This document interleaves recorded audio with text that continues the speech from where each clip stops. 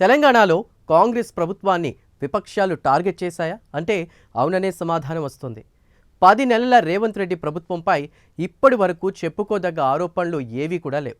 ఇటీవల హైడ్రాతో ప్రతిపక్షాలు ప్రభుత్వంపై దాడికి దిగుతున్నాయి.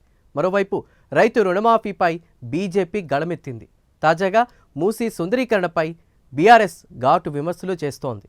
ఈ క్రమంలో ఈ 3 అంశాలు విపక్షాలకు అస్త్రాలుగా మారాయా? కాంగ్రెస్ ప్రభుత్వంపై విపక్షాలు అంతగా విమర్శలు గుప్పించడానికి కారణం ఏంటి? దీనిపై కాంగ్రెస్ నేతలు ఏమంటున్నారు తెలియాలంటే ఈ స్టోరీ చూడాల్సిందే.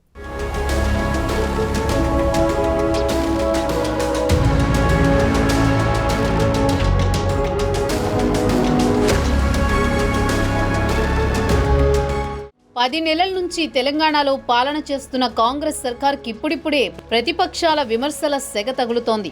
సొంత పార్టీలో అసమ్మతిని ఛేదించి దాదాపు ఏకఛత్రాధిపత్యంగా పాలన చేస్తున్న రేవంత్ రెడ్డికి కొత్త చిక్కులు వచ్చి పడ్డాయి. కాంగ్రెస్ పార్టీ గత ఎన్నికల్లో ఇచ్చిన రైతు రుణమాఫీ పూర్తిగా అమలు చేయలేదని బీజేపీ దీక్షకు దిగింది. దీనిపై గట్టిగా పోరాడాలని బీజేపీ భావిస్తోంది. సాంకేతిక కారణాల వలన కొంతమందికి రుణమాఫీ జరగలేదని ప్రభుత్వమే అంగీకరిస్తోంది. దీంతో బీజేపీకి అస్త్రం దొరికినట్లయింది. ఏకంగా ఆ పార్టీ పెద్ద తలకాయలు అన్ని ఏకమై ఇందిరా పార్క్ వద్ద ధర్నా చౌక్లో రైతు హామీల సాధన దీక్ష పేరుతో 24 గంటల దీక్షకు దిగారు.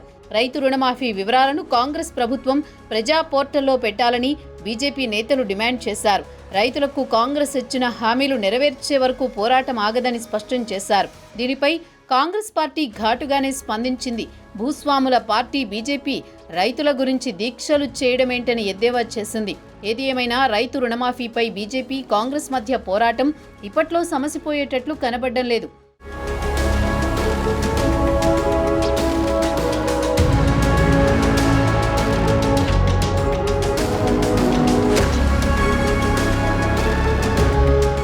మరోవైపు అటు కాంగ్రెస్ పార్టీని ఇటు ప్రభుత్వాన్ని ఉక్కిరిబిక్కిరి చేస్తున్న మరో అంశం హైడ్రా.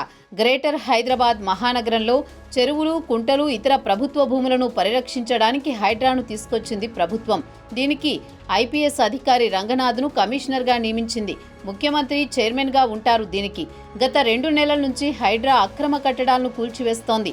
చిన్న పెద్ద తేడా లేకుండా అక్రమ నిర్మాణాలు కూల్చి ఆ స్థలాన్ని ప్రభుత్వానికి స్వాధీనం చేస్తుంది. మొదట్లో దీనిపై అన్ని పార్టీలు పాజిటివ్గానే స్పందించాయి. క్రమేణా దీనిపై ప్రతిపక్షాలు విమర్శలు సంధిస్తున్నాయి. కొంతమంది బడాబాబులను వదిలి పేదలను మాత్రమే హైడ్రా టార్గెట్ చేస్తుందని ప్రతిపక్షాలు విమర్శిస్తున్నాయి. అవసరమైతే హైడ్రా బుల్డోజర్లకు అడ్డుగా నిలబడతానని బీఆర్ఎస్ వర్కింగ్ ప్రెసిడెంట్ కేటీఆర్ అనడం హైడ్రాపై ప్రతిపక్షాల ఆరోపణలకు నిదర్శనంగా చెప్పొచ్చు. ప్రధానంగా మూసీ సుందరీకరణ పేరుతో హైడ్రా చేపట్టబోయే ఆపరేషన్పై విపక్షాలు మండిపడుతున్నాయి. మొదట్లో హైడ్రాపై నోరు మెదపని బీజేపీ సైతం ఇప్పుడు హైడ్రాపై వ్యతిరేకత చూపుతోంది. హైడ్రాపై తమ కార్యాచరణ త్వరలోనే ప్రకటిస్తామని కేంద్ర మంత్రి బండి సంజయ్ చెప్పడం విశేషం.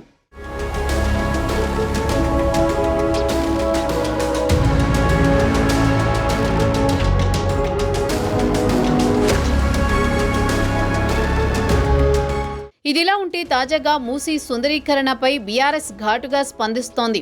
మూసీ సుందరీకరణ 1.50 లక్షల కోట్లు వ్యయం కానుందని వార్తలు రావడంతో బీఆర్ఎస్ వర్కింగ్ ప్రెసిడెంట్ కేటీఆర్ రంగంలోకి దిగారు. దేశంలో అతిపెద్ద సుందరీకరణ ప్రాజెక్టు గంగా నమామికే 40,000 కోట్లు కాగా మూసీ సుందరీకరణకు అంత వ్యయం ఎలా అవుతుందని ప్రభుత్వంపై మండిపడ్డారు. 2,500 కిలోమీటర్లు గంగా సుందరీకరణ ప్రాజెక్టు చేపట్టారు. మూసీ సుందరీకరణ 55 కిలోమీటర్లు ఉంటుంది. దీంతో కేటీఆర్ రేవంత్ సర్కారుపై విమర్శల బాణం ఎక్కుపెట్టారు. ఇది కూడా ప్రతిపక్షానికి దొరికిన అస్త్రంగానే విశ్లేషకులు భావిస్తున్నారు. మూసీ సుందరీకరణ వలన హైదరాబాద్ నగరం అభివృద్ధి చెందుతుందని కాంగ్రెస్ నేతలు చెబుతున్నా దానికి అయ్యే వ్యయంపై ప్రతిపక్షాలు ప్రశ్నిస్తున్నాయి. మూసీ మురికి కూపంగా మారిపోయింది. భారీ వరదలు వస్తే పరిసర ప్రాంతాలు ముంపుకు గురవుతున్నాయి. మూసీ చాలా వరకు ఆక్రమణలకు గురైంది. ఈ నేపథ్యంలో మూసీని సుందరీకరించి పర్యాటక ప్రాంతంగా తీర్చిదిద్దాలని ప్రభుత్వం ఆలోచన చేస్తోంది. అవసరమైతే మూసీ నది పొడవునా మెట్రో రైలు మార్గం వేయడానికి కూడా ప్రణాళికలు సిద్ధం చేస్తోంది.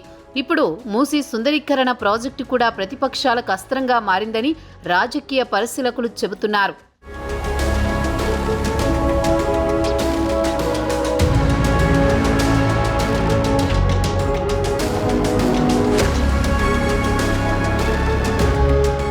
10 నెలల పాటు పాలన సాగిస్తున్న రేవంత్ రెడ్డికి ఇంటిపోరు పెద్దగా లేకపోయినా ప్రతిపక్షాల నుంచి మాత్రం విమర్శల దాడి మొదలైందని చెప్పొచ్చు.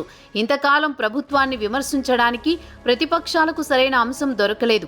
ఇప్పుడు రైతు రుణమాఫీ, హైడ్రా, మూసీ సుందరీకరణ అంశాలు ప్రభుత్వానికి తలనొప్పిగా మారాయి. ప్రతిపక్షాల విమర్శలకు అధికార పక్ష నేతలు ఘాటుగానే స్పందిస్తున్నా మరోవైపు ఈ 3 అంశాలపై కాంగ్రెస్ ప్రభుత్వంపై పోరాడడానికి విపక్షాలు సిద్ధమవుతున్నాయి. అదేవిధంగా హైడ్రా, మూసీ సుందరీకరణపై ప్రభుత్వం కూడా అంతే పట్టుదలతో ఉంది.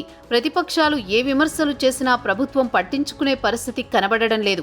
దీంతో సీఎంతో సహా మంత్రులు అందరూ ప్రతిపక్షాల విమర్శలకు ఘాటుగానే సమాధానం చెబుతున్నారు.